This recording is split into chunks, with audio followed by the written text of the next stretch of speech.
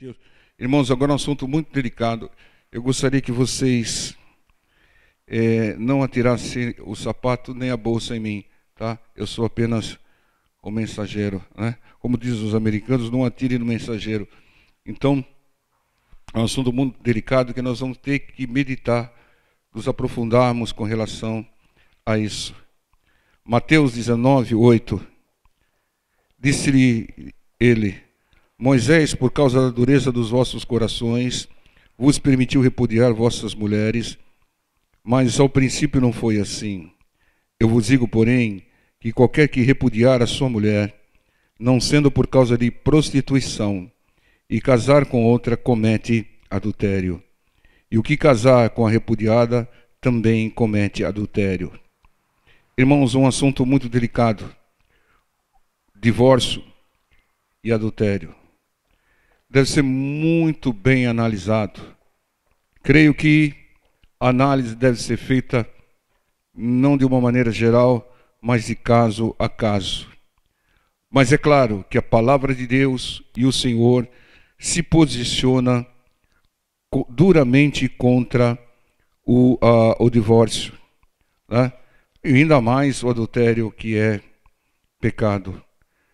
Então, nós temos que analisar, e temos que analisar caso a caso. Porque a palavra por si só, ela é contra. Mas a gente sabe muito bem que alguns casos ocorrem. A palavra, ela abre a possibilidade de separação no caso de traição, de adultério. Mas a pergunta que fica é: que tipo de traição? Traição ao marido somente? Ou traição a Deus? Traição à palavra de Deus? Que tipo de traição? A palavra do Senhor também diz que aquilo que Deus uniu não separe o homem. Como garantir que foi Deus que uniu um casal?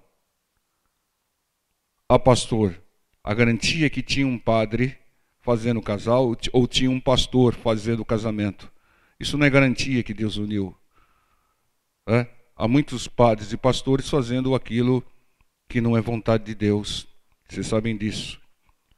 Então tem casos que é nítido que Deus não aprovou, não uniu. Mas como saber? Nesses casos, abre-se a possibilidade, porque a palavra diz: o que Deus uniu não separe o homem. Em primeiro lugar, deve-se ter a certeza que foi união dada por Deus, em comunhão com Deus, que as duas pessoas eram tementes a Deus, obedecendo a Deus, dentro da casa do Senhor. Uma pessoa que casa com um ímpio lá fora, casa com uma pessoa que não tem Deus, não podemos ter a certeza que foi Deus que uniu. Hoje, eu particularmente conheço homens e mulheres de Deus que são muito abençoados no ministério, que vieram de uma separação, tá? E louvo a Deus por isso. Pessoas até famosas no Evangelho, que seguem uma vida reta diante do Senhor, que vieram de uma separação, né? Ou seja, a pergunta que fica é: estão em pecado ou não? Ninguém pode dizer. Tem que ser analisado caso a caso. Tem que ser visto situação por situação. Mas a gente não pode deixar de citar que, em primeiro lugar, o Senhor se posiciona aqui duramente contra o divórcio, a separação. Eu creio por mim que o Senhor se posiciona dessa maneira para que as coisas não fiquem desleixadas, relaxadas, que não surjam casamentos descartáveis.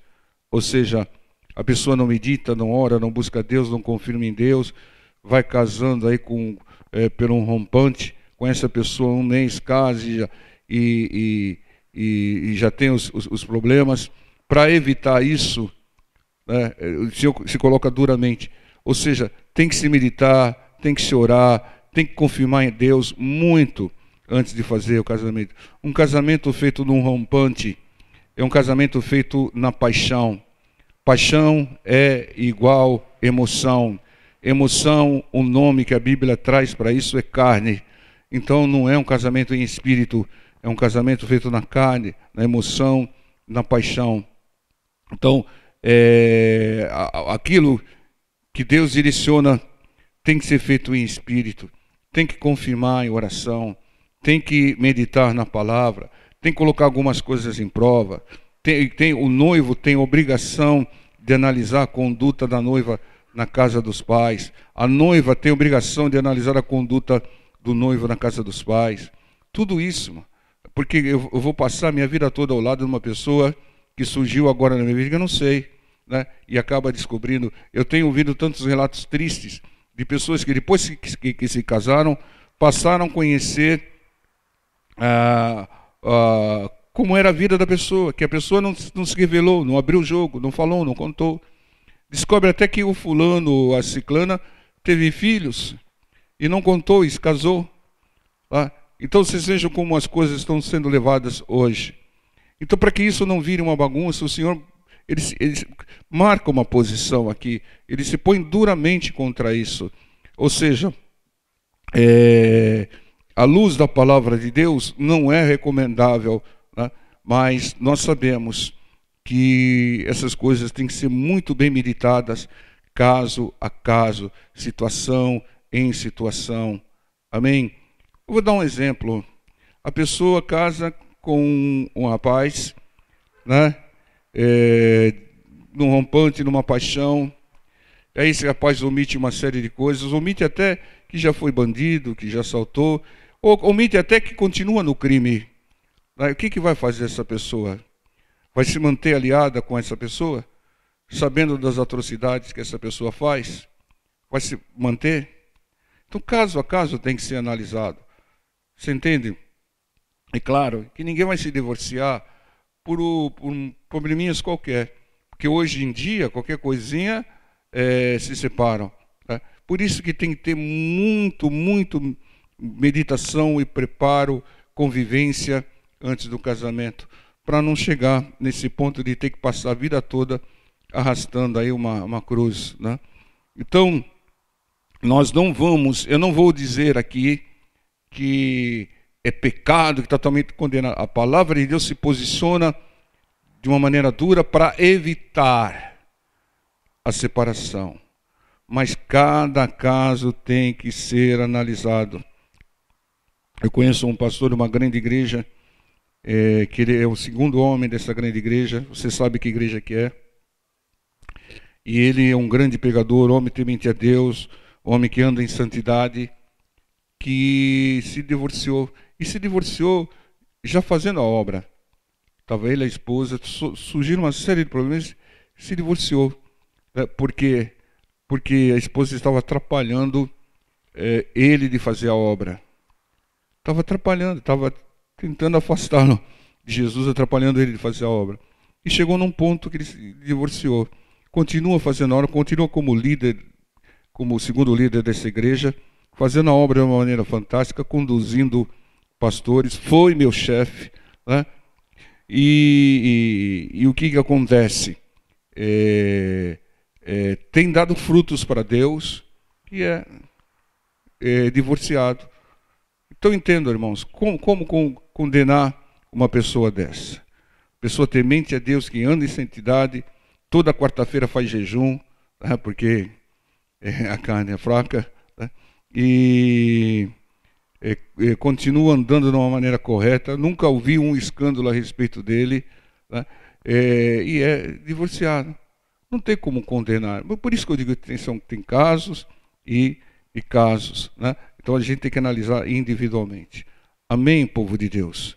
Versículo 11 diz: Ele, porém, lhes disse: nem todos podem receber essa palavra, mas só aqueles a quem foi concedido. Versículo 12 diz: porque há eunucos que assim nasceram do ventre da mãe, e há eunucos que foram castrados pelos homens, e há eunucos que se castraram a si mesmos por causa do reino dos céus. Quem pode receber isso, receba-o. Irmãos, esse entendimento não é para todos. Esse entendimento é para quem está nessa situação. O Senhor fala aqui de uma maneira até velada sobre o celibato. Aqui fala sobre o celibato. Irmãos, quando ele diz aqui, há eunucos que assim nasceram, ele está falando de homens que nasceram impotentes. O que fazer? Se comportar como mulher? Não. Celibato. E depois ele fala aqui sobre eunucos que foram castrados pelos homens. Foram castrados como uma punição. Às vezes são castrados por um acidente qualquer. Não tem como se relacionar com o sexo oposto. Né? Alguns não têm nem atração pelo sexo oposto. O que tem que fazer? Se comportar como outro sexo? Jamais. Celibato. Celibato. Passar a vida toda se abstendo do sexo. E aqui tem o caso daqueles, esse é mais difícil, né? Eunucos que se castraram a si mesmos por causa do reino dos céus. Isso, irmãos, isso precisa ter muita fé. A pessoa se castrou para servir a Deus. Entendam? Tomou uma decisão. Fez um voto com Deus. O voto. O sacrifício, hein? Se absteram de um prazer, né? Porque aqui eles se castraram a si mesmos, tomaram iniciativa para fazer a obra. Entendam, irmãos? Celibato. É isso que o Senhor Jesus está dizendo. Isso não é para todos. Ele está falando aqui especificamente, até de uma maneira velada. Ele diz aqui, quem pode receber isso, receba-o. Ou seja, isso é para quem estiver nessa situação. Eu, à luz desse texto, eu tenho muito tempo falado a respeito disso. A igreja, ela não é contra o homossexual, nem lésbico, nem nada. A igreja é contra a prática do homossexualismo e do lesbianismo. É a prática que é pecaminosa. Eu, à luz desse texto, tenho por mim que uma pessoa, como no primeiro caso, nasce com uma característica diferente, até um pouco afeminada, com uma característica com um total desinteresse ao sexo oposto, está na cara, irmãos. Ela tem que procurar viver uma vida celibatária. E não tentar fazer aquilo que é o contrário. Não, irmãos. É isso que a gente tem que ter como posição. Porque fala, não, eu não tenho interesse, então eu vou viver de uma maneira celibatária. Eu vou viver sem isso. E não tentar forçar um sexo totalmente fora da natureza humana, só porque não tem interesse pelo sexo oposto. Então isso nos leva a meditar com relação a isso. Ou seja, pouco se fala sobre celibato, mas celibato é uma arma, um instrumento, uma saída, uma direção para determinados casos como esse daqui e outros casos também. Agora, o celibato não deve ser forçado. Não. Se a pessoa tem característica masculina, tem lá os hormônios lá explodindo, vai forçar essa pessoa a ser celibatária, ela vai acabar pecando, irmão. Vai acabar caindo, acabar pecando. Tá? Então, aqui fala sobre características de pessoas com uma tendência enorme para o celibato. Tá? E é isso que diz esse texto aqui. O versículo 14 já entra num outro texto, irmãos. Diz assim, Jesus, porém, disse, deixai os meninos, e não os estorveis de vir a mim, porque dos tais é o reino dos céus. De quem é o reino dos céus? Então só vai ter criançada lá, pessoal? Hein? Só vai ser uma espécie de Disney lá? Irmão, na Disney também tem adulto, né? Aliás, às vezes tem mais, né? O reino do céu é só das crianças. Quando o Senhor Jesus diz isso, Ele diz que o reino dos céus é daquelas pessoas que têm um espírito como criança. Quais são as principais características de uma criança?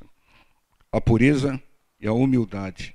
É isso que Deus quer, pureza e humildade. Que não haja maldade no seu coração. Que não haja maldade no seu coração. Que não haja maldade no seu coração. E que não haja soberba no seu coração. Não haja altivez no seu coração. Simples. Não se considere melhor do que ninguém. Humilhe-se para ser exaltado. Não fique revoltado quando alguém te humilhar. Porque isso é provocação sobre a sua soberba. Então seja humilde e seja puro. Isso é que Deus quer. Isso é suficiente? Não.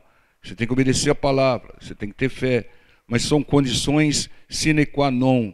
São condições necessárias para acessar o reino dos céus. Amém, povo de Deus? E aqui vem o versículo 17. Aqui já entra o caso do mancebo rico. E ele lhe disse: por que me chamas bom? Não há bom senão um só, que é Deus. Se queres, porém, entrar na vida, guarda os mandamentos. Irmãos, um jovem rico procurou o Senhor Jesus e disse: o que eu faço para conseguir a vida eterna? Ele sabia o que era a vida eterna e sabia que era valiosa. E ele chegou com aquela conversinha lá de Cerca Lourenço lá para o Senhor, né? Bom mestre, ó magnânimo mestre, né? Aquela conversinha de Rolando Lero lá, né? Aí o Senhor falou: já quebrou, né? Por que me chamas de bom? Irmão, Senhor Jesus, eu vou repetir mais uma vez. O Senhor Jesus era acho que foi o maior perguntador da história. Ele só perguntava, irmão. Ele respondia com pergunta, qualquer coisinha com pergunta. O rapaz falou: bom mestre. E ele falou: por que me chamas de bom? Né? Podia falar: não sou bom, não, bom é Deus. Por que me chamas de bom? Né? Não há bom senão um só, que é Deus. Só Deus é bom, irmãos. Só Deus é bom sempre. Né? E por quê? Porque Deus, Ele sempre quer o nosso bem. Mesmo quando Ele te permite lutas, mesmo quando Ele permite tribulações, o propósito dEle não é ver você sofrendo. O propósito é te aperfeiçoar, é te mudar, é fazer o bem na sua vida. Né? E Deus trabalha assim, irmãos. Deus trabalha com lutas, Deus trabalha com tribulações, Deus trabalha com bênçãos, com livramentos e trabalha com a palavra. A maneira mais eficaz e indolor é através da palavra e obediência à palavra. Né? Então, o Senhor sempre foi e sempre será bom. Né? E aqui, o Senhor responde para ele: se queres, porém, entrar na vida, guarda os mandamentos. É só obedecer a palavra, irmão. Para ser salvo, é só obedecer a palavra. Eu quero exaltar aqui que muitas pessoas que pensam que para ser salvo, confessou Jesus, acabou. Não, irmão, esse é o primeiro passo para a salvação. Depois vem o segundo passo, que é o batismo. E depois vem a vida toda andando em concordância com a palavra. Porque Ezequiel diz que se o justo se desviar no último minuto, ele perde a salvação, irmão. Você entende? Veja o caso do Salomão. O Salomão foi o rei mais rico e mais sábio sobre a face da terra. Escreveu inúmeros provérbios de sabedoria. Sempre será conhecido como o rei mais sábio. Mas sabe como Salomão terminou a sua vida? Como um tolo, irmão. 700 mulheres, irmão. Brincadeira. E levando os seus ídolos. Cada mulher levava o seu ídolo. Né? Então o rei mais sábio terminou a vida como um tolo. Aí eu pergunto: o que aconteceu com Salomão, pessoal? É claro que ele estava na época da lei. Né? Então, a gente tem que ter isso em mente. E teve um rei, esqueci o nome desse rei, meu Deus do céu, não foi o Josias, foi um outro rei, que passou a vida toda fazendo tudo errado. Nos últimos tempos, ele começou a fazer tudo certo. Vai ser salvo. Manassés, obrigado. Manassés. Manassés passou a vida toda fazendo coisa errada, irmão. E no final mudou, se arrependeu, começou a edificar templo para o Senhor, fazer as coisas de Deus. Então vocês vejam que o que importa é lá, irmão. Você não pode dizer essa pessoa que vai ser salva. Você não sabe o que ela vai fazer amanhã. Se ela persistir, tudo indica, tudo encaminha para que ela seja salva, né? Mas só Deus vai saber. Teve uma pessoa que passou a vida toda no crime, foi até punido e crucificado por ser criminoso. No último minuto, irmão, foi direto para o paraíso, sem parar em lugar nenhum, sem baldeação, né? Sem escala. Foi direto para o paraíso. Hoje mesmo estará comigo no paraíso. Então, entendam, é a nossa prática, quando chegar a hora, é que vai nos garantir a salvação aqui. Amém? Vamos ficar em pé, vamos estar orando em nome do Senhor Jesus.